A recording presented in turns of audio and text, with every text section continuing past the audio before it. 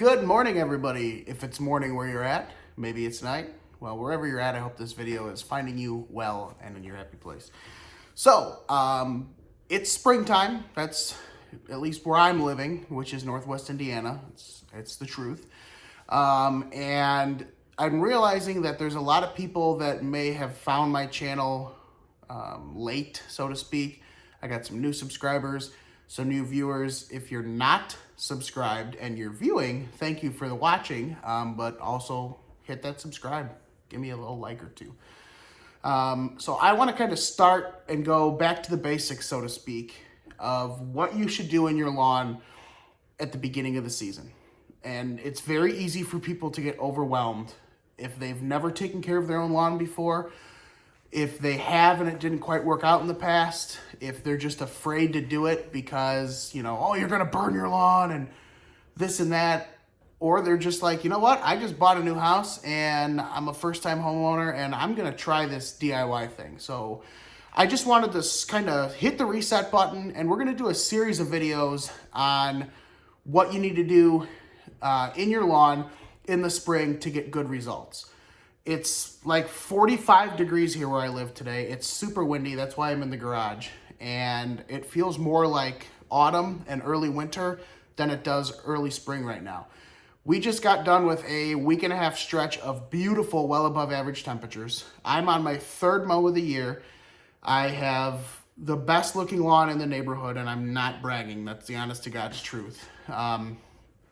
And everybody's asking me on social media, how do you get your lawn to look like that? How can I get my lawn to look like that?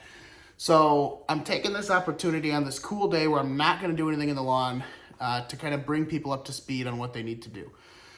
So I'm going to try not to ramble. I'm going to try not to go on and on. I want to keep you guys engaged, but this video is going to be a little bit longer than some of my videos that I have been doing.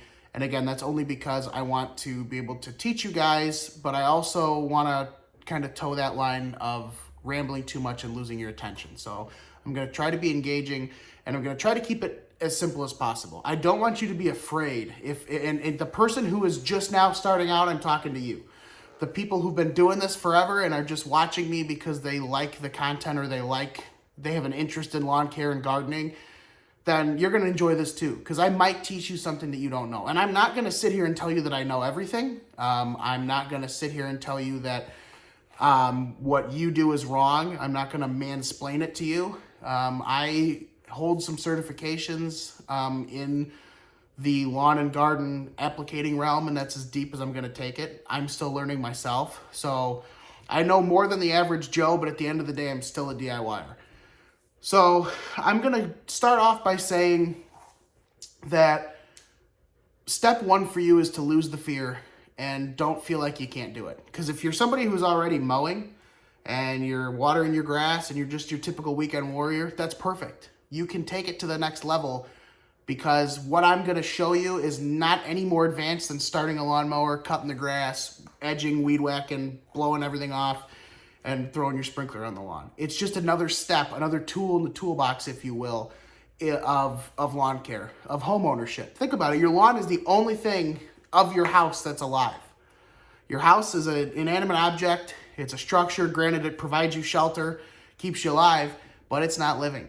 You invest in it, and it takes money from you. You pour money back into it, and at the end of the day, if all goes as planned, when you go to sell that house, you're going to make money on your investment.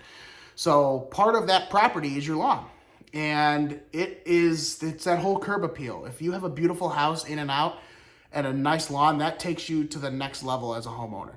So think about that when you're taking care of a living thing. As stupid as that sounds and as cliche as that sounds, that's what you're doing. So I want you to feel, if you're the homeowner that, hey, I got a leaky toilet flapper, I just went on YouTube, I learned how to do it, because you may not have had somebody that taught you how to do it, you just didn't know how to do it. That's a DIYer. It may sound stupid, but it is. You got a leaky shower and you change out the cartridge, you're a DIYer. So I don't want you to think that DIY is something that is more than it is. It's whatever you make it. So what I'm going to do in these series of videos is I'm going to go basic how to do the things in the lawn that you need to do to make it look nice and to start the process for you to get into more advanced lawn care. And I'm not talking like, you know, in a professional level lawn care. I'm talking just, we're going to start you slow and we're going to work you up. So today we're going to cover what you need to do right now in your yard. As long as you live in an area where there's no snow on the ground and the weather is similar to mine, this is what you need to do right now. Today is April 16th, I think. I haven't had all my coffee, but where I'm at, soil temps have already hit 55, which is when you want to put your pre-emergent down, which we'll get into that in a minute. We're already mowing. Some of us in the area have gotten one mow under their belt. Some of us are thinking about starting to mow, and some of us have, like me, have gotten 3 mows down. So we're at the optimal time for, if you're gonna jump on that lawn care horse and start riding, now's the time to do it. So what I want you to do now, or whenever the weather is conducive, I want you to go out in your lawn and look around. Maybe you're somebody whose lawn is patchy. Maybe you've got some brown spots, the rest of it's green. Maybe you've got some bare spots. I want you to just relax and trust the process. Maybe your lawn looks great. Maybe you're somebody who used a company like a True Green or a Forever Green or a big name brand, Weedman USA, whoever it is. And you're like, I want to save some money. Cost of living is high, inflation is high, and I don't want to pay $1,000 a season or whatever you're paying to a professional company when you can do it yourself for maybe half that. So walk around your lawn and look at it. If you've got bare spots, calm down, don't worry. If you've got brown spots, calm down, don't worry.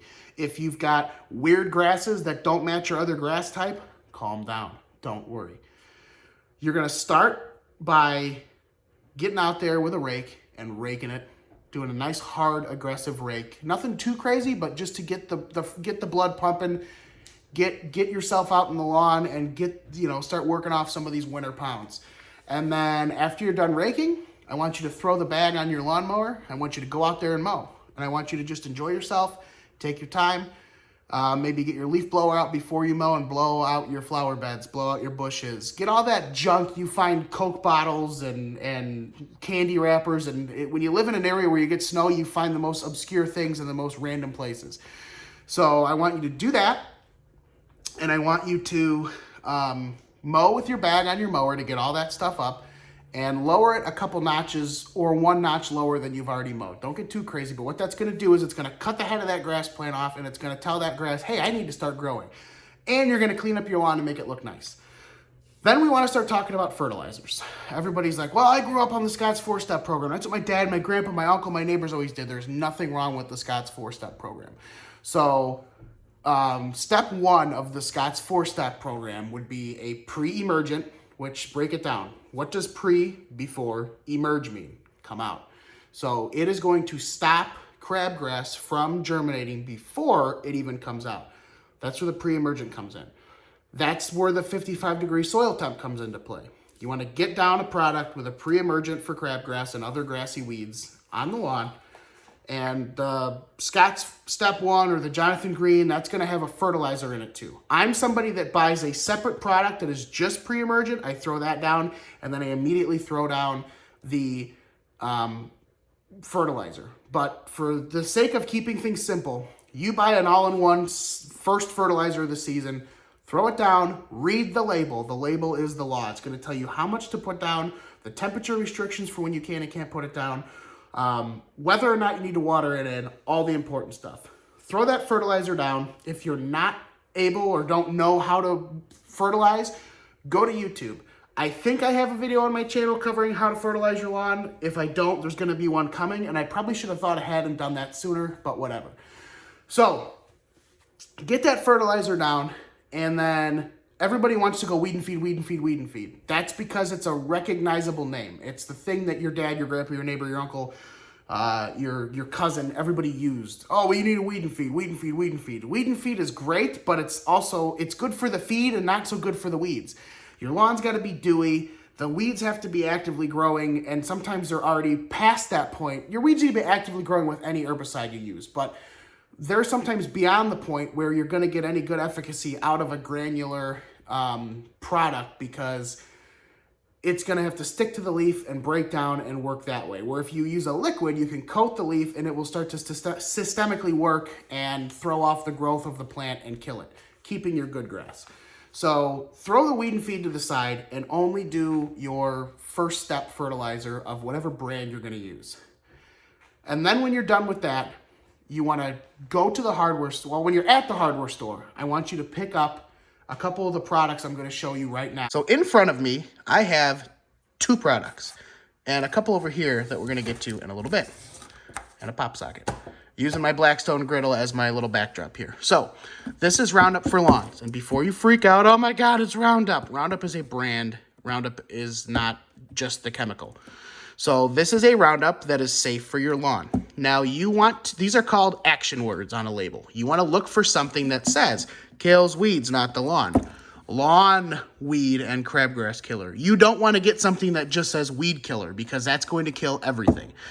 These 2 are concentrates, meaning you have to mix them yourself. You may be able to go find a ready-to-use product or RTU, which I don't have any of those to show you, but they're going to be the ones in a spray bottle or maybe the gallon jug with the battery-operated wand. They're going to have the names of Weed Be Gone or, the BioAdvance lawn weed killer. Those are ready to use, meaning you can start spraying out of the spray bottle or the gallon sprayer right then and there. Don't need to mix it with water. The other one you're going to see is a hose end sprayer. And I have an example of a hose end sprayer. Let me grab it real quick. This is an example of a hose end sprayer. This is a totally different product. This is an insecticide, pesticide. So you got your sides, your herbicide, pesticide, rodenticide, all that kind of stuff. So don't necessarily look at what this does, but look at the mode of application here. Hook this to your hose. You've got a water setting and an on setting. It's concentrate that you can see in there, but it's being mixed with the water coming out. So you may see a lawn weed and crabgrass killer or a lawn weed killer or, whatever in a sprayer like this. We're going to get that out of the way so we don't confuse anybody. The third one you're going to see is a concentrate, and this is a concentrate. You have a product in there. This one has a cap on the top with the mixing, a measuring cap built in. You have directions on the back. You want to look at the label, for any chemical you buy. You want to see what it does. Kills the toughest weeds to the root. Won't harm the lawn. You're going to see things multiple times telling you for lawns. Kills weeds, not the lawn. Also kills crabgrass, dandelion, clover, and yellow nutsedge. That nutsedge will kill you. So these are products that I want you to put down in the lawn right now. And if you're a newbie, I don't even want you to look at concentrates. I really don't even want you to get a hose end sprayer because you're not good at getting the application down because you've never done it. Or maybe I shouldn't say you're not good. You're not comfortable with it. If you do a hose end, nice, even back and forth coverage without completely drowning things. So let's look at the ingredients real quick. So this one happens to kill crabgrass as well. Every label you have is going to have an analysis of what is in said product right from the get-go. Let me see if I can zoom in on that a little bit. So your active ingredients are 2,4-D dimethylene salt, which 2,4-D is what kills the broadleaf and not the grass. This also has quinclorac in it, which is an ingredient that you use to kill crabgrass, which this early in the year, you don't necessarily need something with crabgrass killer in it because the crabgrass isn't out yet, but I'm just using this as an example. This also has dicamba in it, which is another broadleaf type weed. It just gives you a little bit more punch. So you're going to want to look and read your label instructions. We're not going to get into that right now. I guess we can. So it keeps it pretty simple of, what you need to do. This is kind of the quick, what does it kill? Where do you use it? How much you're going to get out of this container, and a number to call if you got problems with it. You always want to follow the label. The label is the law. You're always going to get into what does it cover, all that kind of stuff. And, it'll tell you right here, pump style sprayers, what types to use, hose end sprayers, how much to use. They're going to keep it simple. And I want to get into this more in depth in another video. But right here, 3.2 ounces per 1 gallon treats 500 square foot. Get yourself a gallon pump sprayer, fill it up halfway with water, add 3.2 ounces of this for that 1 gallon, and go out and spot spray your weeds. So Again, we'll get into that a little bit more in depth as we go along, but I just want you to know what to look for when you're standing at Ace or Lowe's or wherever you're at. I want you to be able to see that, okay, this is what I need to look for. These are my signal words on my labels that will tell me what's in it and what it does. So now let's go over to the Roundup for Lawns. This one also kills crabgrass, but this one kills nutsedge. So more than likely, it's going to have another product in it to take care of the nutsedge. So if we go to this one has MCPA, you know me, MCPA dimethylene salt, quinclorac for crabgrass, dicamba for broadleaf, and sulfetrazone, which will also help take care of some of those products. So basically, or weeds, what they do is they formulate a product that is an all-in-one for most of us. All-in-one product that fits our needs as far as taking care of nuisance weeds in the lawn. Your dandelions, your plantain, your wild violet, your ground ivy, your creeping Charlie, stuff that's going to pop early. Your dandelions, your ground ivy, and your clover are going to be probably the earliest ones. Nutsedges kind of come out as it gets a little bit wetter, things like that. So this is where I want to start you at. I want to start you with something simple. And as I continue this series, this video series, we're going to get into stuff like this, where we get into the more professional formulations that you can use at home, but I don't want to confuse you any further. So while we're sitting here, I want you to just kind of digest what I just took in. It may seem like a lot to you guys, but I want you to know the world is not going to end. You don't have to be scared. You just get out there and go. I would prefer you to get something in a spray bottle or a gallon jug with a wand, something ready to use, not a concentrate, because this can be a little bit more overwhelming and it can be a little bit more overbearing, and there's more steps to it. You got to buy more. You need the pump sprayer. You need all that stuff. We'll get into that in a separate video. What I want you to do is look for these same labels on a product that is ready to use in a pump sprayer, or sorry, in a spray bottle or a hose end. So after you fertilize, I want you to walk around the yard, and I want you to look for any weeds. And I want you to just walk around and squirt them. I want you to spray them till they're wet, but not drowning. You know, make sure the leaves are coated and walk away. It's that simple. Make sure that you follow the label instructions. I'm not going to tell you what to look for because I want you to learn how to do this on your own, but it's going to tell you temperature restrictions. It'll say, and I'm not going to say a specific temperature because each product is different. They're similar, but different. It'll say, do not apply if temperatures exceed X degrees, or if they're below X degrees.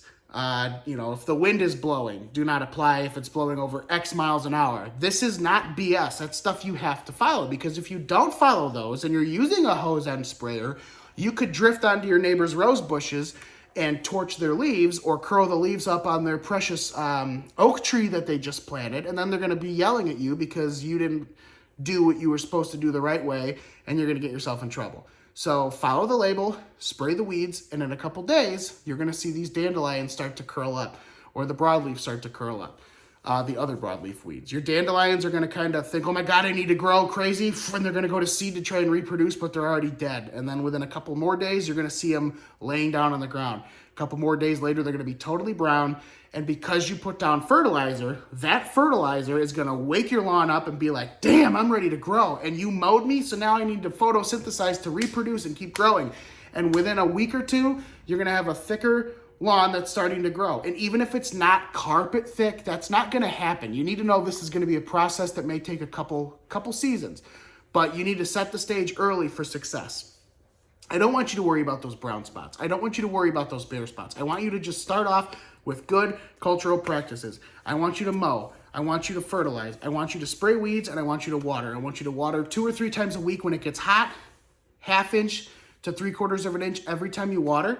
I want you to make sure the weeds are dead, and when that grass starts to grow and it starts to grow vigorous, it's going to choke out weeds naturally. So as you get more and more seasons under your belt, you are going to end up having a lawn that is more self-sustained, and it goes on its own with less help. You may just mow and fertilize and never spot spray, or you may spot spray 2 weeds a year and that's it, because weeds are opportunistic. They will grow in thin areas where they have no competition from other plants, and by other plants, I mean grass.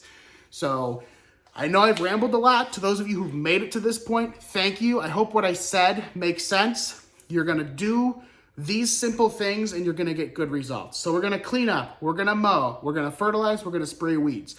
4 to 6 weeks later, I want you to, so mark on your calendar when you fertilize, and I want you to go get like a slow release fertilizer, like a Milorganite or a Jonathan Green organic fertilizer or the Menards organic fertilizer. Something that's not super high in nitrogen, but that has some iron and has some other things to kind of push it along. And we're gonna hit it again with fertilizer and just kind of keep giving it a little nudge so that it can start knocking out weeds on its own. And then we're gonna water and we're gonna mow, and then we're gonna fertilize again later in the season. But we'll get into that later as we go. But I want you just to know, start off now, lose the fear, and you can do this. So to those of you who are new to the channel, welcome. Again, I'm not an expert. I'm just a guy that is obsessed with taking care of his lawn, and it's something that interests me. To those of you who've been around forever, since the beginning of the channel, a couple years ago, thanks for watching. I hope I didn't bore you, and just know that I'm not gonna do all beginner stuff, but I feel like there's a need for it, and I can hopefully fill that need with a couple of these short little videos. So subscribe, hit the like button, and my #1 rule is do something in the lawn, even if it's wrong. Thanks for watching, and we'll see you.